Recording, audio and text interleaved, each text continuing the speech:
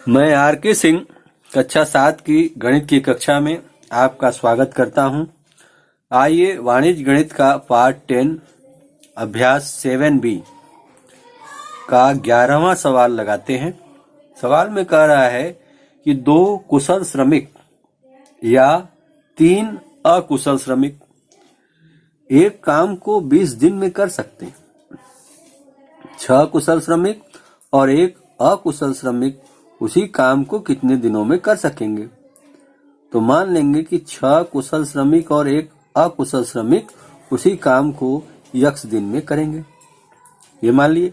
अब यहाँ लिखा है 2 कुशल श्रमिक का काम 3 अकुशल श्रमिक के काम के बराबर, लिख देंगे 2 कुशल श्रमिक का काम बराबर 3 अकुशल श्रमिक का काम। तो 2 का मालूम है, 3 है, तो 1 का मालूम करने के लिए क्या करेंगे? ये 2 इधर आएगा तो बटे हो जाएगा। तो 1 कुशल श्रमिक बराबर 3/2 अकुशल श्रमिक, मैंने उसका काम। अब यहाँ पर लिखा है 6 कुशल श्रमिक और 1 श्रमिक, 1 अकुशल श्रमिक, अतः 6 कुशल श्रमिक और 1 अकुशल श्रमिक बराबर क्या हो गया? 6 गुणे 1 का 3/2 है तो 6 का 6 गुणे 3/2, 6 गुणे 3/2 अकुशल श्रमिक का काम प्लस 1 अकुशल श्रमिक का काम। 2 से 6 कट गया, 3 आया, 3 का 3 में गुणा हुआ, 3 तिरिक के 9, 9 अकुशल श्रमिक प्लस 1 अकुशल श्रमिक, 9 अकुशल श्रमिक में 1 अकुशल श्रमिक जोड़ दिए, आ गया 10 अकुशल श्रमिक। अब एक तरफ हो गया अकुशल श्रमिक और दूसरी चीज क्या हो गई? दिन। तो 10 अकुशल श्रमिक कितने दिन में करेंगे? x दिन में है, और 3 अकुशल श्रमिक 20 दिन में करते हैं। तो यहाँ हम लिखेंगे अकुशल श्रमिक 3 अकुशल श्रमिक 20 दिन में कर रहे हैं काम, और 10 अकुशल श्रमिक x दिन में। अब यहाँ पर आप ध्यान से समझें कि अगर 3 अकुशल श्रमिक है तो लग रहा है समय 20 दिन। अब अकुशल श्रमिकों की संख्या बढ़ गई। जब ज्यादा श्रमिक हो जाएंगे तो काम जल्दी होगा, ठीक? मतलब ये जब बढ़ रहा है तो इसमें कम समय लग रहा है, ठीक? माने श्रमिक बढ़ रहे हैं तो दिन कम हो रहा है।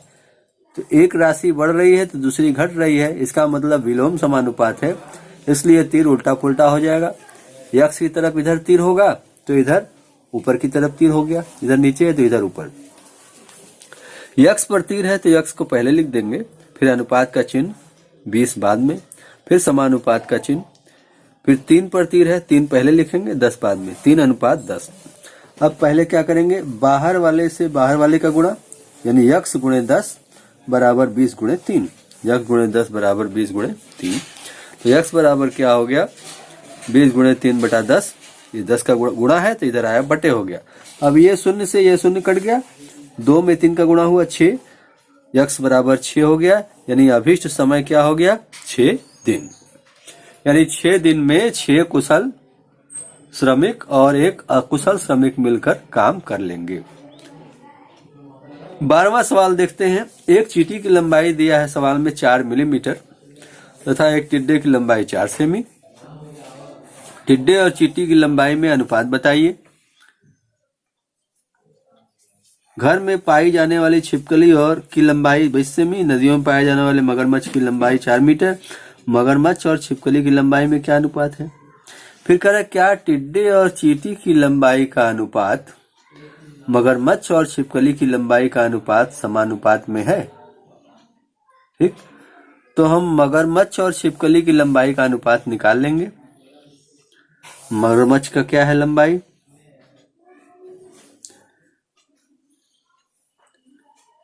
4 मीटर लिखा है, और छिपकली की लंबाई क्या लिखा है? 20 सेमी। तो 4 मीटर अनुपात 20 सेमी। 1 मीटर में 100 सेमी होता है तो 4 मीटर में 400 सेमी, और ये अनुपात 20 सेमी। ये शून्य से ये शून्य कट गया, सेमी से सेमी कट गया, यहाँ 40 हो गया, यहाँ 2 हो गया, 2 1 कम 2 हुआ 1, और 2 से 40 कटा 20 हुआ। तो मगरमच्छ और छिपकली की लंबाई का अनुपात क्या हो गया? 20:1।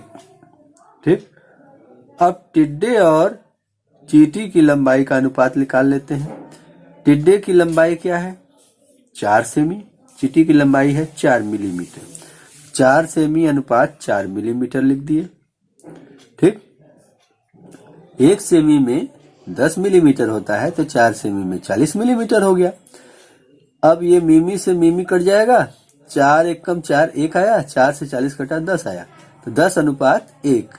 आप यहाँ देखें कि टिड्डे और चींटी की लंबाई का अनुपात 10 अनुपात 1 है और मगरमच्छ और छिपकली की लंबाई का अनुपात 20 अनुपात 1 है। अनुपात अलग अलग है, इसका मतलब ये समानुपात में नहीं है। तो टिड्डे और चींटी की लंबाई का अनुपात मगरमच्छ और छिपकली की लंबाई का अनुपात समानुपात में नहीं है। इसी के साथ ये सवाल पूर्ण होता है। हम आपको अगले लेक्चर में मिलेंगे। आप हंसते रहें, मुस्कुराते रहें। जय हिंद, जय भारत।